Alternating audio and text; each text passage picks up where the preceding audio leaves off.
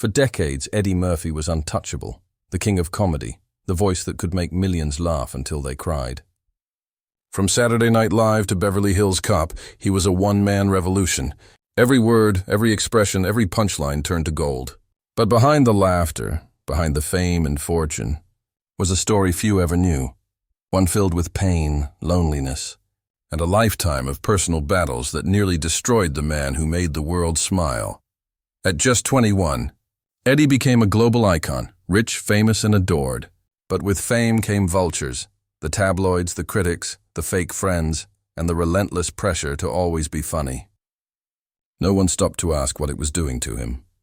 Behind closed doors, he battled depression, heartbreak, and betrayal that would leave deep scars. For years, Eddie Murphy disappeared from the spotlight. Fans wondered why one of Hollywood's brightest stars had simply walked away. Rumors spread about failed relationships, Hollywood politics, and a personal tragedy so devastating that even his closest friends refused to talk about it. When Eddie finally returned to the screen, the smile was still there, but the spark behind it had changed. The man who once defined laughter was now learning to live with loss, regret, and the haunting memories of what fame had cost him. Today, at 64, Eddie Murphy's story is no longer just about success. It's about survival, about a man who gave the world his joy, only to have it nearly break him. This is the heartbreaking truth behind Eddie Murphy's rise, fall, and redemption. The untold tragedy of one of the greatest entertainers who ever lived. Before Eddie Murphy became one of the biggest stars in Hollywood, he was just a kid from Brooklyn with a dream and a gift, the ability to make anyone laugh. Born in 1961, Eddie grew up in a small apartment in Bushwick, New York. His childhood was anything but easy. His parents split when he was young, and tragedy struck early when his father, a transit police officer, was murdered when Eddie was just 8 years old. It was a loss that changed everything. Comedy became his escape. In the darkest moments when grief and confusion surrounded him, Eddie learned that laughter could be his armor, a way to survive pain by transforming it into something powerful. By the time he reached high school, he was already performing stand-up routines that left teachers and classmates stunned.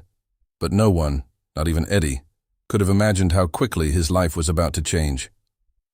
At just 19, he joined the cast of Saturday Night Live in 1980. The show was struggling, its ratings dropping after losing its original stars. Within weeks, Eddie turned it all around. His characters, from Gumby to Buckwheat to Mr. Robinson, weren't just funny. They were iconic. He brought electricity to live television. The audience didn't just laugh at Eddie Murphy, they waited for him. He was the show. Hollywood came calling almost immediately. His first major role in 48 Hours alongside Nick Nolte was a massive hit. Suddenly, the 21-year-old was a box office sensation. Then came Trading Places, Beverly Hills Cop, and Coming to America. By the mid-1980s, Eddie wasn't just a comedian, he was a cultural phenomenon. He was the highest-paid actor in Hollywood and one of the first black entertainers to completely dominate mainstream film. But as his fame exploded, so did the pressure. The studios wanted more, the audience demanded more, and the tabloids never stopped watching. Eddie once said, "When you're on top, everyone's smiling, but not everyone's your friend." Behind the scenes, he was struggling with isolation. The fame that had once felt exciting began to feel suffocating. The laughter that had saved him as a boy was now a mask he couldn't take off. His every move was watched, criticized, and twisted into a headline. He started to withdraw, keeping his circle small and his personal life private. While the world saw a confident, unstoppable superstar, those closest to him saw a man quietly burning out. Success had come so fast that Eddie never had time to process it, the fame, the fortune, the loss of normalcy. He once admitted in a rare interview, "When you make people laugh for a living, they forget you're human too." By the late 1980s, Eddie's career was at its peak, but his happiness was slipping away. Failed relationships, loneliness, and the constant pressure to stay relevant began to eat away at him. He had conquered Hollywood, yet he couldn't escape the emptiness that came with it. When Beverly Hills Cop 2 hit theaters, it made over $300 million worldwide. But Eddie later said he barely remembered enjoying it. The fame had become routine, and the joy that once drove him was gone. Still, he kept smiling for the cameras, showing up to premieres, cracking jokes in interviews, and pretending everything was fine. But deep down, Eddie was beginning to wonder if the world only loved the comedian, not the man. It was this realization, that his laughter came at the cost of his peace, that marked the beginning of a slow decline. The fame that had lifted him so high was now starting to consume him from the inside. And in the years that followed, Eddie Murphy would face some of the darkest, most heartbreaking chapters of his life, from public scandals to devastating personal losses that nearly ended his career and broke his spirit completely. By the early 1990s, Eddie Murphy had everything the world said should make a man happy: fame, fortune, power, and a legacy most entertainers could only dream of. But the higher he climbed, the lonelier he became. The same Hollywood machine that had once crowned him its brightest star now began to tear him down, piece by piece. The first blow came in the form of relentless tabloid attention. Every relationship, every late-night appearance, every offhand joke was twisted into a headline. Eddie, who had once been loved for his charm and authenticity, suddenly became the target of controversy and gossip. Stories about his private life dominated the media, and his name became less associated with laughter and more with scandal. One of the most devastating moments came in 1997, when Eddie was stopped by police in Los Angeles with a woman in his car who was later identified as a transgender sex worker. Though Eddie was never charged with any crime and denied wrongdoing, the media had already made up its mind. Overnight, his reputation was shattered. The press didn't care about facts. They wanted a spectacle. And Eddie Murphy, the biggest comedian in the world, had just become one. The backlash was brutal. Late-night hosts mocked him, magazines humiliated him, and the same fans who once cheered him began to judge him. For a man who had spent his entire life making others laugh, it was soul-crushing. In one interview years later, Eddie quietly said, "I learned that fame doesn't protect you. It just makes your pain louder." The scandal pushed him into isolation. He stopped doing interviews, rarely appeared at public events, and focused entirely on raising his family. The man who once lit up every room with his laughter now spent most of his time behind closed doors. Friends say he became reflective, quieter, more withdrawn, and deeply mistrustful of Hollywood and the people around him. Then came another heartbreak, the decline of his movie career. By the early 2000s, his box office magic began to fade. Films like The Adventures of Pluto Nash and Meet Dave bombed disastrously, leading critics to label him a has-been. For someone who had once been unstoppable, it was a devastating fall from grace. But Eddie refused to let bitterness consume him. Instead, he tried to reinvent himself, taking on more dramatic roles. His performance in Dreamgirls 2006 was hailed as one of the best of his career, even earning him a Golden Globe. For a brief moment, it seemed like Eddie was finally being recognized not just as a comedian, but as a true actor, a man of depth, pain, and power. Then, just as the world began to cheer his comeback, tragedy struck again. In 2012, Eddie's longtime friend and fellow comedian Charlie Murphy, the man who had been his rock through fame and scandal alike, was diagnosed with leukemia. Charlie's health declined rapidly, and in 2017 he passed away. For Eddie, it was a loss that words could barely capture. Those close to him said he was shattered. "Charlie was more than my brother," Eddie said quietly. "He was the part of me that kept me grounded. Losing Charlie changed him forever." He withdrew even further, rarely seen outside his home, avoiding the spotlight that had once defined him. He spent years away from Hollywood, raising his children and focusing on his faith. The man who once owned the world's laughter was now learning how to live with grief, regret, and silence. When he finally returned to the public eye in Dolomite Is My Name, 2019, audiences were stunned. Eddie wasn't the same man. The mischief in his eyes was still there, but the innocence was gone. You could see the years of pain, loss, and wisdom in his face.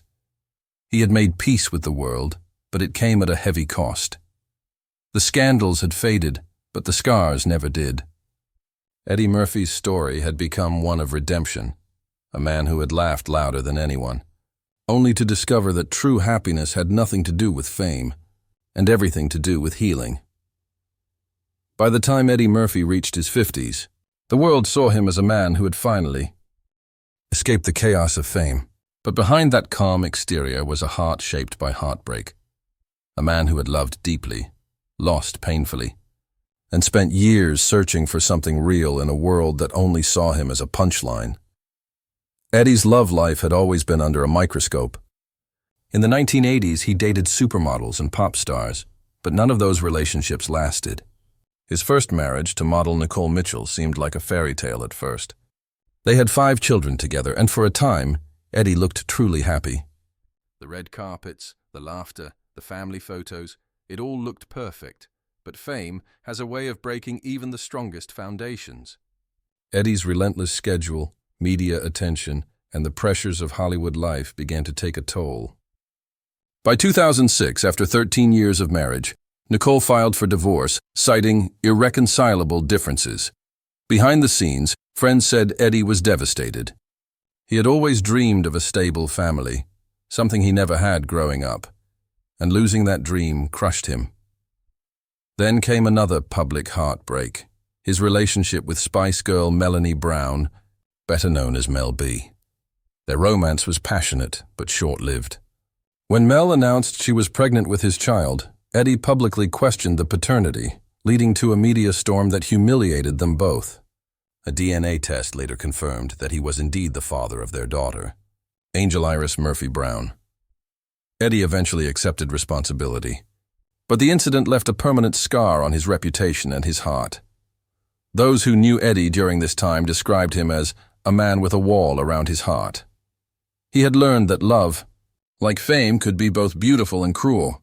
He once told a close friend, "People fall in love with who they think you are, not who you really are." But love would eventually find him again. In the 2010s, Eddie met Paige Butcher, an Australian model who was nearly 20 years younger than him. Unlike his past relationships, this one was quiet, private, and grounded. They rarely appeared in public, and Eddie avoided discussing her in interviews. Friends said Paige gave him something he hadn't felt in years: peace. Together they had 2 children, and for the first time in decades, Eddie seemed truly at ease. Still, even with his new family, the ghosts of his past never fully left him. Losing his brother Charlie had changed him permanently. He carried that pain silently, often reflecting on their childhood in Brooklyn. 2 boys dreaming of escaping poverty, only for one to be taken too soon. In one rare interview, Eddie opened up about grief. His voice softened as he said, "When you lose someone who knows your whole story, it's like losing a part of your soul. You never really laugh the same way again." That line said everything. Eddie Murphy, the man who gave the world laughter, could never fully reclaim his own. As he entered his 60s, Eddie began to reflect on what really mattered. The fame, the money, the awards, none of it filled the emptiness he'd felt for so long. He focused instead on being a father, spending quiet days at home surrounded by his 10 children. He no longer chased the spotlight. He didn't need it anymore. But even in his private peace, tragedy lingered. Years of emotional strain and loss had taken a toll on his health and spirit.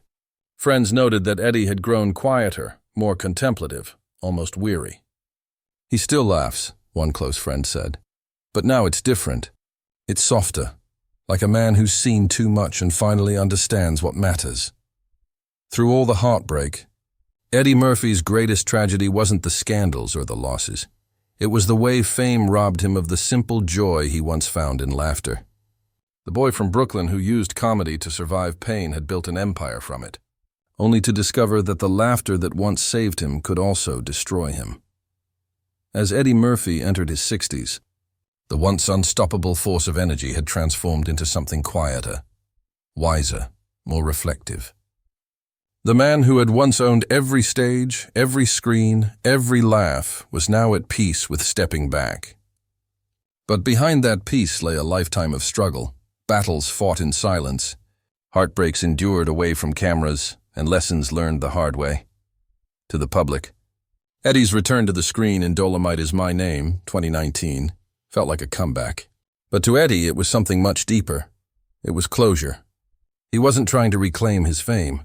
He was honoring the part of himself that still loved the art of storytelling. The movie was a hit, earning him critical acclaim and even whispers of Oscar talk. But more importantly, it reminded audiences, and Eddie himself, why he fell in love with performing in the first place. For the first time in years, people weren't laughing at Eddie Murphy. They were laughing with him again. And that made all the difference. But as the cameras turned off and the awards faded, Eddie returned to what had become his sanctuary, his family. He had nothing left to prove. He was no longer the young rebel trying to conquer Hollywood. He was a father, a friend, and a man who had finally made peace with his past. Still, behind that peace was pain.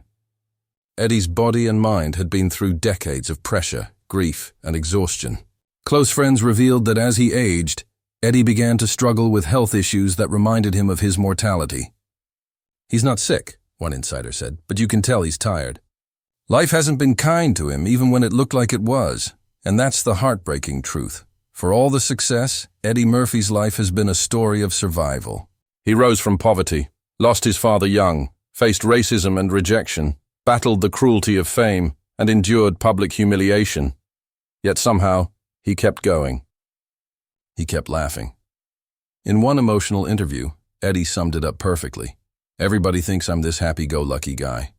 But laughter was my way of dealing with pain. It's how I survived. It's how I still survive." Those words hit differently when you realize what they mean. The world laughed because of Eddie Murphy, but very few ever understood that he laughed to keep from crying.